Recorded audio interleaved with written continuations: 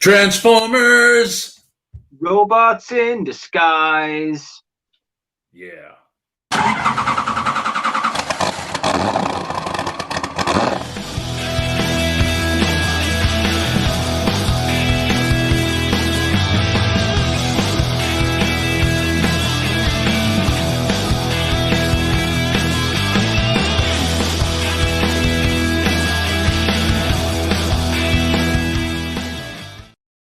Welcome to the show, guys. Welcome to another ram-packed edition of Stars and Cars, the live shows. I'm Mick. This is Colin. How you doing? Hey, there you go. So who are we? We're Stars and Cars Events. We put on the largest display of movie replica vehicles in the country.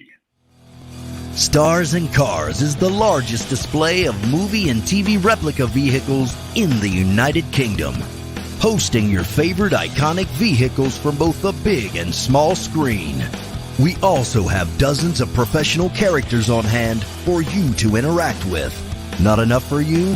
Well, we then throw in a selection of props and sets for you to grab photos with.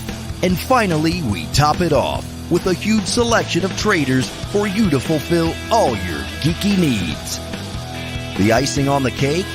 Every penny of profit from our event goes to our chosen charity, Darien House Children's Hospice.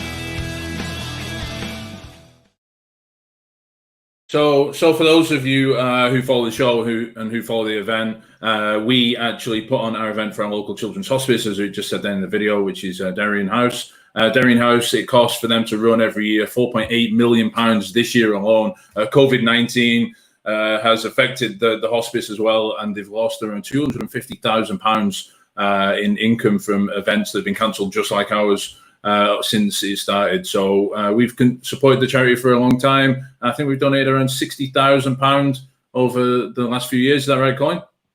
Yeah, fantastic. Awesome. So it's a fantastic charity. So we ask anyone who wants to make a donation to the charity via Stars and Cars, please do join the raffle if you want, which Colin's going to give you a bit of detail about now. Today we're joined by Simon from Transformers Car Hire. If you've got any questions about Transformers, then please drop them in the comments. I'm sure he'll love to answer all them questions. Colin, over to you about the raffle. Right, thank you very much. Right, yeah, this week we've got a copy of the Transformers the movie Blu-ray. This is a special edition steelbook, which is the 30th anniversary steelbook, and it's, well, awesome. Anyone who loves Transformers definitely starts with the love of the very first original Transformers the movie. But yeah, this week's episode, there'll be more than meets the eye as we go behind the scenes with Transformers Car Hire and their Autobot guardian, Bumblebee. Now, before we bring Simon out, here's a little quick snip of his vehicles that you can see. He's a proud owner of not one, but just two, actually two vehicles that both feature in the first Transformers film. You can see a picture here then of their Facebook page. And yeah, there's loads of cool photos of the vehicles. This is B2B, and this is the vehicle we're going to be discussing tonight in a bit more detail. So we'll bring Simon out now. Here he is. How are you doing, mate? Simon, can you hear us? Colin, How you doing? I have no audio this end. Oh, see, you've got these fantastic cars, but no audio. We've done some tests. There we go. I can hear you now. Oh. Can you hear me now? Is that all clear? Hear me now? Yeah, got you now. Awesome. Thank you. Yeah, we've just done a bit of an intro. Did you hear the intro that we just did? We just did a little bit of an intro. Tell the viewers about the two cars that you own. So you don't own just one, but you actually have two versions of the film Bumblebee. That's correct? I do for my sins, yes.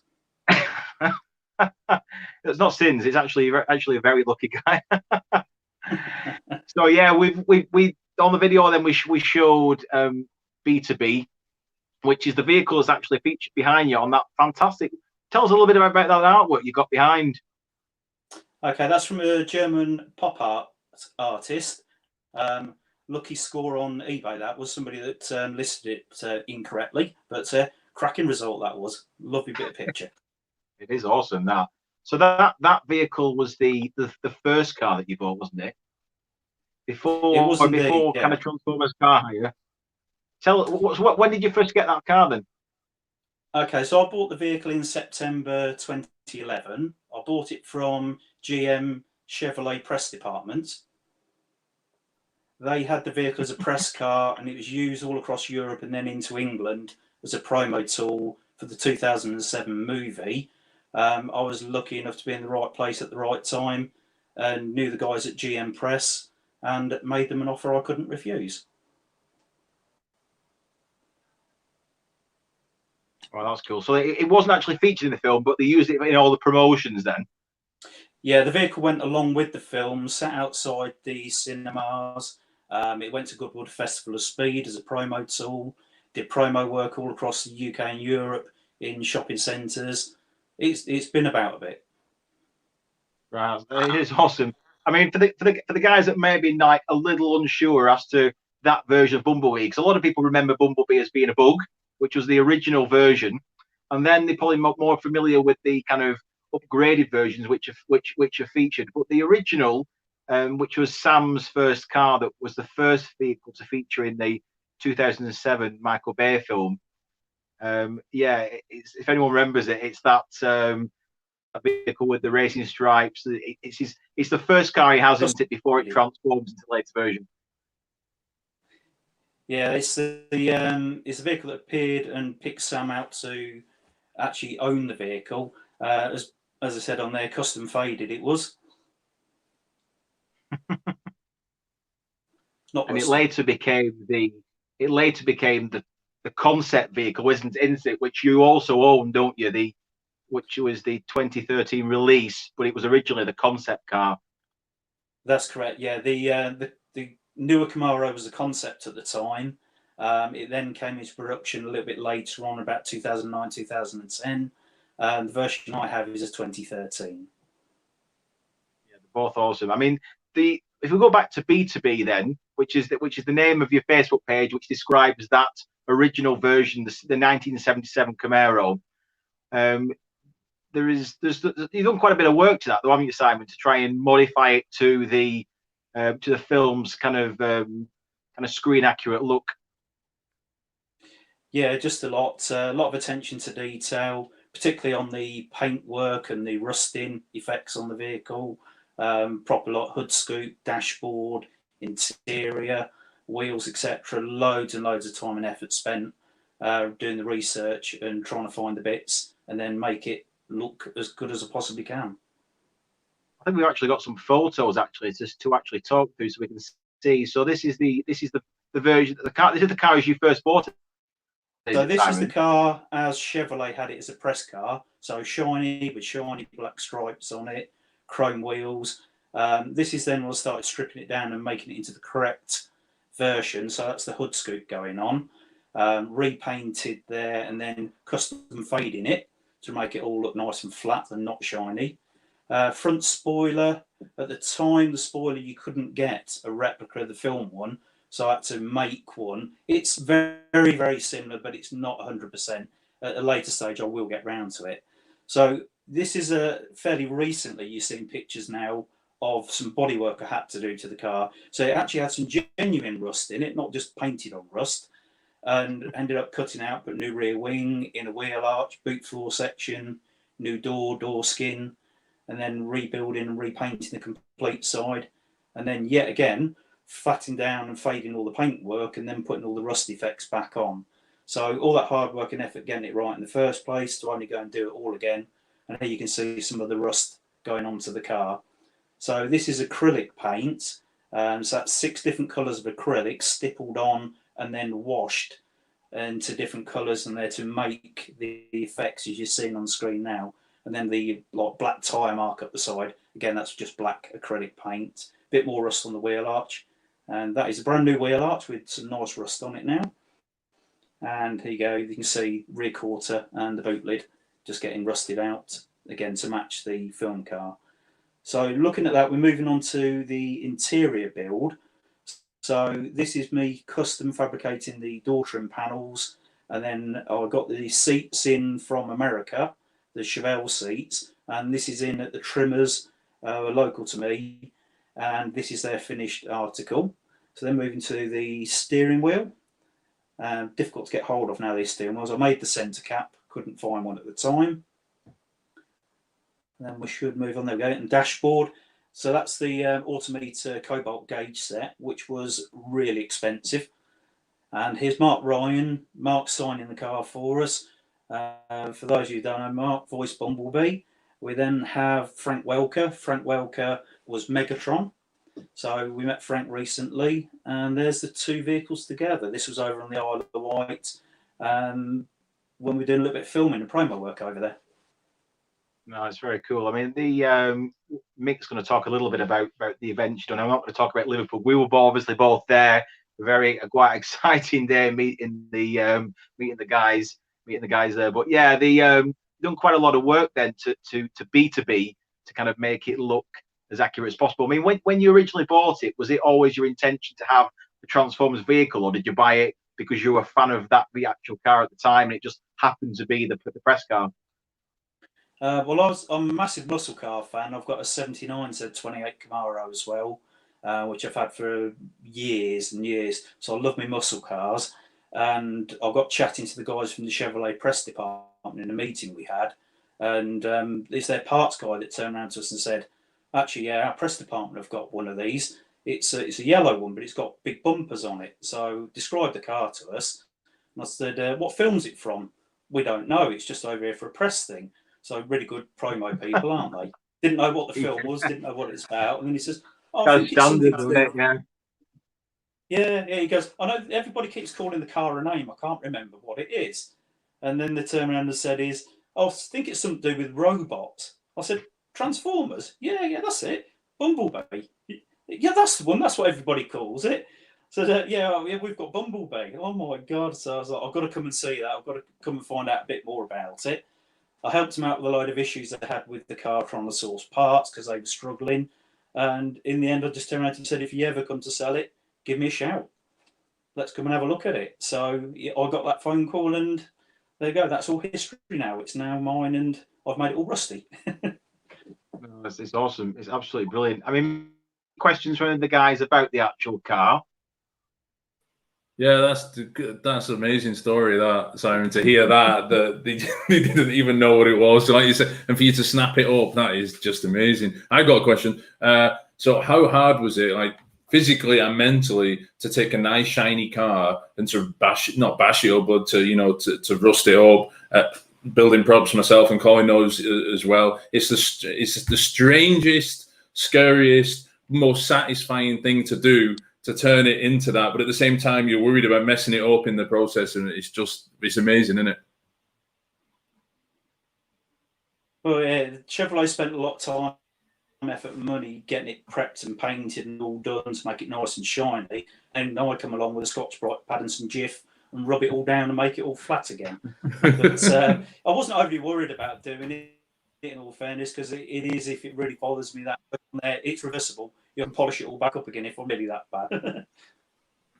Yeah, true. So we got a question in from Jason. Jason Conrad, Simon, what did it cost you in total to put this project together? I know these things are a never-ending project, but you must have like a rough kind of figure of how much you've dropped on this car.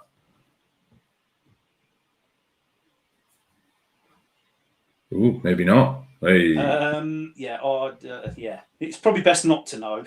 There's probably people watching who don't need to know. For the car and what I've got to it now. His wife might be watching. I've got a really good deal buying the car, but yeah, I've blown through the money. Oh God, it happens. It's all good. It's a labour of love. It is. Jason, you're not going to get an answer, my friend. You're not going to get an answer. No. So we talked to you for a bit, Simon, about Transformers car hire and the work you do. I know you do a lot of work with Transformers car hire. You do a lot of promotional work with Hasbro and with Paramount in the past, and red carpet premieres and stuff like that. Here's you guys with Optimus Prime. Andy, our friend who owns Optimus Prime, who's supported Darien House for a long time now and attends all of our events, who I know is watching in the bath as we speak. Very, very worrying. Hi, Andy. But yeah, so what's the best moment you've had while you've worked with Transformers Car Hire, and especially with Hasbro and Paramount?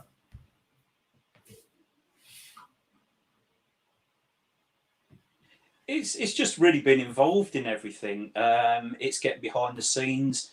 Me and Andy went over to see the filming of The Last Night when it was over in Oxford, and due to people knowing who we were and what we did, we got in with the actual film cars, spoke to the stunt drivers, some of the co-producers of the film, and got a good look around. We were hoping to try and sneak in on the film as an extra in the background, but unfortunately we weren't in the right place at the right time for that one. But we did get to spend a lot of time with the cars and have a good time with those.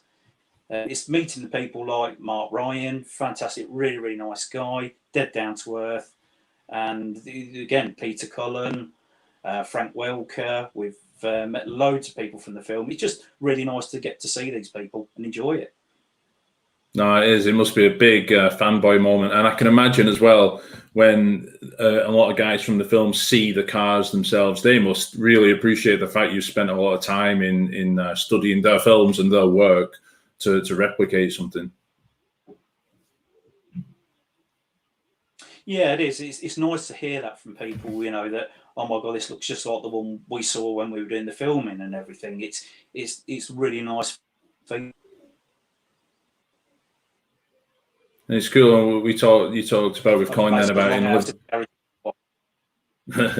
you talked then with Colin about last year in meeting Frank, the Transformers guys up at Liverpool. That must have been amazing. Is there any particular guest, any particular person from the films who you in particular would like to get some photos with B2B?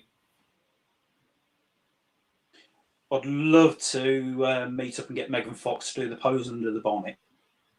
But funny you should say that. I might happen to have some photographs just randomly knocking around as you do. But obviously that particular picture would be obviously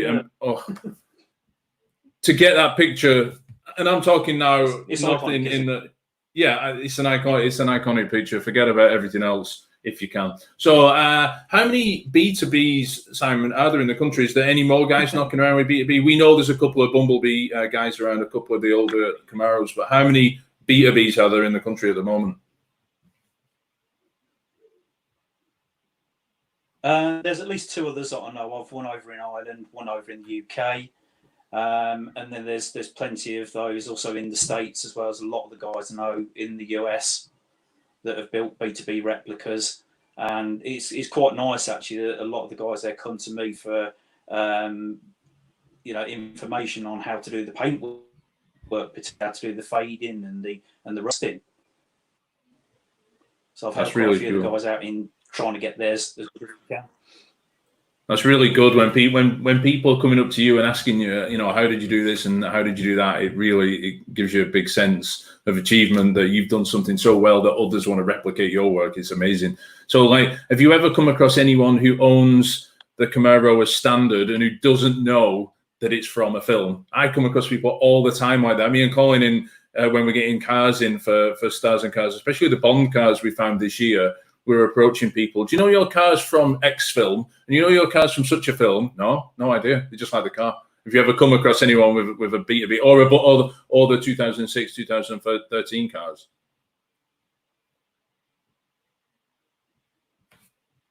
Well, in fairness, when I first took B2B to the first American car show, obviously I've been to plenty before with the other Camaro, but I took it along to there. I had a guy come over to me. He said, I used to have one of these, I had it years back. I did this and that to it. He said, started looking around mine. He goes, absolutely love it. It's really nice on this. He says, I could do you a favour. I own a body shop down the road. He said, we could get rid of all this rust for you. We can paint it all one colour. It's all different colours and things. We get rid of all the rust and bits off of it. And so we can put a decent set of wheels on it so they match and everything. And he just looked at me, gone out when I said, no, it's paint. I've painted it on. And he was rubbing his hands up and down the rust and going, no, it's not. It's rust. No, it's paint. I painted it on myself. And he just couldn't get his head around. Why would you paint rust on the car? No clue about the film. I showed his pictures on my phone of the film car. And he goes, no, that's your car. No, that's the film car. That's awesome. Yeah, but that's your car. And I was like, no, mine's a replica of that one. He just couldn't get his head around it. So that was his mission that night, to go home and watch Transformers and understand That's what I was amazing. on about. And that's amazing. Like you said, when people look at the stuff like the rusting in particular, I'm a big fan of putting rust on yellow objects. And the rusting in particular is really, really nice work on your car. For a guy who runs a body shop to turn around and say, I'll sort that for you, that is amazing, but also very, very naive of him to think that you would be driving around in such an amazing car full of rust. Do you reckon if there was any other Transformers vehicles? I know there's Barricades and there's Prime and there's a couple of other bits and bobs and there's a few others. Is there any of the other ones you would prefer to have? Not prefer over yours, but you would like to have, or is there any from the cartoon that you think, you know what, that would be really cool? Apart from the planes and stuff, you couldn't do that. I really, really love the twins when they're the ice cream van. That's so cool. Skids and Mudflap when they're the pink and white ice cream van. They're cool. They're cool. I'd love to put one of those. That'd be really cool. They're cool. That would be cool. What are the other ones that are knocking around at the moment? I know, what's the red one? That used to be a Ultracon and stuff like that. What do you mean? Trying to think which one it is. Colin will know. Colin will know. Which one you mean on there, mate? Colin, the red flat. It's the Lamborghini Countach. It's the Sideswipe. Oh, you mean? Oh, no, which one you mean? Sideswipe, the Lamborghini. Yeah, that's from the G1. Yeah. Mate, you're not very good at this. Oh yeah. Lamborghini Countach. And there's there's Lock there as well, isn't there? There's the Lamborghini Aventador there as well. I've seen one of those. It's awesome. So, like, you do a lot of other stuff as well between you and the other. You and the other Transformers car haggers. You do a lot of other events. You do a lot of weddings. You do a lot of charity work. Obviously, apart from Stars and Cars, what's your favourite type of event to do? Would it be a wedding, or would you prefer to go to a car show? Or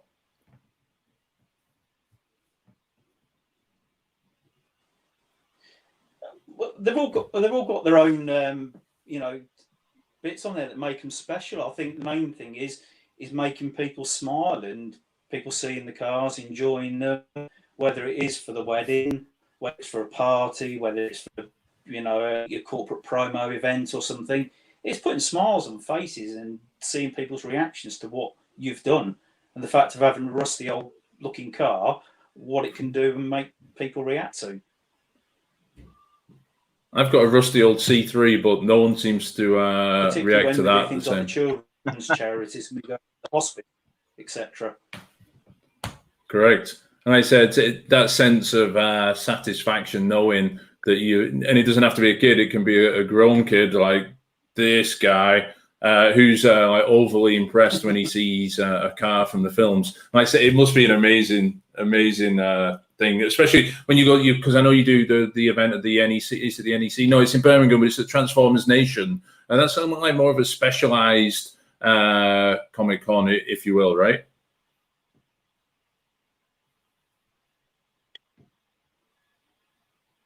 TF Nation's a fantastic weekend. It really is. It's just Transformers fans, geeks, nerds, whatever you want to call them. Everybody there together, and everybody's got the same love. It's just Transformers. And surprisingly, a lot of people say that they don't like the Michael Bay stuff, but then they're the ones that are out queuing up and jumping into the cars for photos. Yeah, exactly. So, Sai, have you got any future projects? Is there anything else you fancy doing that's niggling away at the back of your head? Which, if you're anything like me, when I start thinking, you know what, I'm going to do this, and I try and brush it out of my head, and then it's always there, and it gradually just comes to the front anyway. So now I've given. Is there anything on your plate of automotive construction? Well, the only thing at the moment on there that we've potentially got a lot to build another Dinobot Dave. He seems to really go down well with everybody. Got hold of another little Dinobot, and I'm just going to start custom building that one as well. Not quite sure what colour to paint it yet and what to do with him, but yeah, watch this space. Oh, God. There you go. Something else is on the horizon. Simon, it's been great to talk to you. Guys, anyone who wants to check Simon out and check the stuff they do, Transformers Car Hire on Facebook and also on B2B to follow the events and the ongoings of Simon's car in particular. Head on over there and have a look. But yeah, it's been great to talk to Simon. Colin, anything from you, my friend? We didn't actually. We made a bit of an error, a bit of a live issue. We didn't post a link to win this, so we'll just extend it for the rest of the week. Oh yeah, cool, good call. That might have been your error, but we did post the links. I put it in the comments. But if you want to claim responsibility for not doing it, then that's fine. Guys, thanks for joining us. There you go. Result. Guys, thanks for joining us. It's been amazing as always.